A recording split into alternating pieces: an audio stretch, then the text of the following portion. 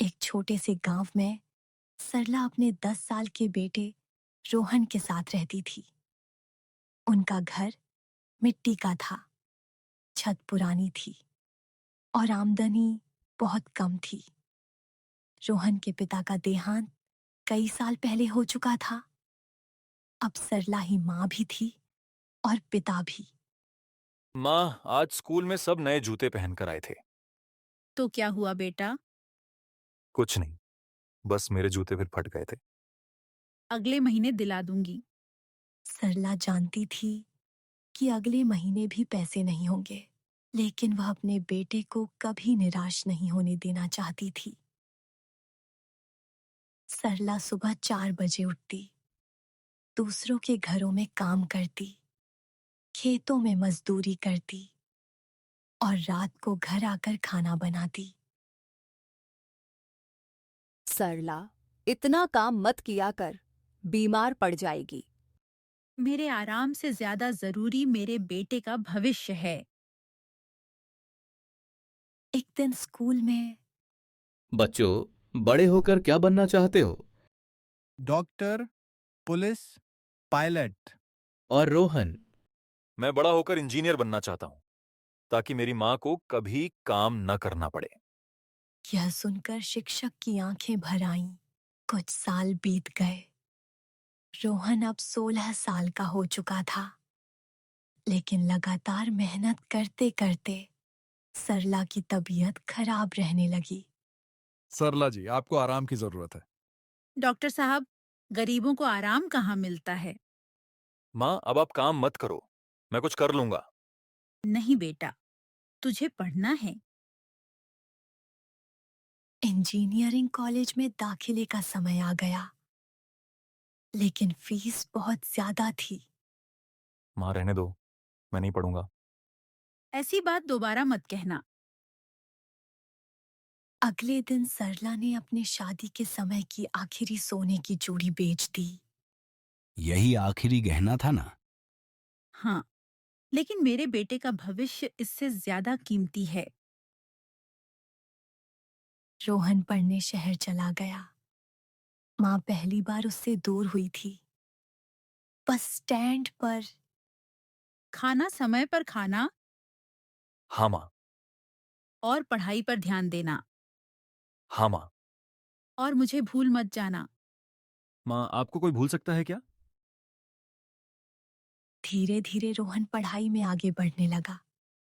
नई दुनिया, नए दोस्त, नए सपने। लेकिन फोन कम होने लगे, बातें छोटी होने लगीं। बेटा, खाना खाया? माँ, मीटिंग में हूँ, बाद में बात करता हूँ। ठीक है बेटा। और वह बाद में कई दिनों बाद आता था। कई साल बाद रोहन इंजीनियर बन गया। एक बड़ी कंपनी में नौकरी मिल गई। अच्छी सैलरी, बड़ा घर, नई जिंदगी। यार, तू तो बहुत आगे निकल गया। हाँ, बहुत मेहनत की है मैंने।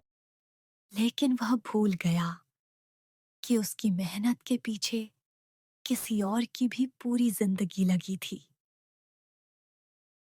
गांव में सरला बूढ़ी हो चुकी थी। रोहन कब आ रहा है? जल्दी आएगा, बहुत व्यस्त रहता है। वह हर त्योहार पर यही कहती, लेकिन रोहन नहीं आता।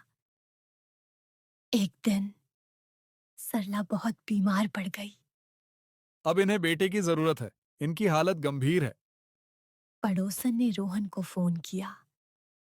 बेटा, माँ की तबीयत बहुत खराब है, आ जाओ। मैं अगले हफ्ते आ जाऊंगा, अभी बहुत जरूरी प्रोजेक्ट है। लेकिन जिंदगी किसी के प्रोजेक्ट का इंतजार नहीं करती। उस रात सरला ने एक पत्र लिखा। प्रिय रोहन, जब तू छोटा था, मैं तेरे बिना एक पल नहीं रह पाती थी। आज तू बड़ा हो गया है, मुझे तुझ पर गर्व है। अगर कभी मैं न रहूं, तो खुद को दोष मत देना। बस इतना याद रखना कि मेरी सबसे बड़ी खुशी हमेशा तेरी मुस्कान थी। तेरी माँ। अगली सुबह फोन बजा। रोहन, तेरी माँ नहीं रही। रोहन के हाथ से फोन गिर गया। दुनिया जैसे रुक गई। रोहन तुरंत गांव पहुंचा, लेकिन अब बहुत देर हो चुकी थी। उसने मां की तस्वीर देखी और पहली बार खुलकर रोया। माँ, एक बार बुला लेती, मैं सब छोड़कर आ जाता। रोहन को मां का पत्र मिला।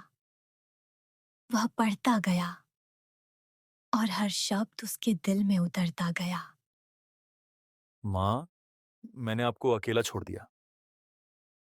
कुछ दिनों बाद रोहन को पता चला कि उसकी मां का एक सपना था। वह गांव के गरीब बच्चों के लिए एक छोटी लाइब्रेरी बनवाना चाहती थी। वो हमेशा कहती थी, अगर पैसे होते तो बच्चों के लिए किताबें खरीदती। रोहन ने फैसला किया, वह अपनी मां का सपना पूरा करेगा।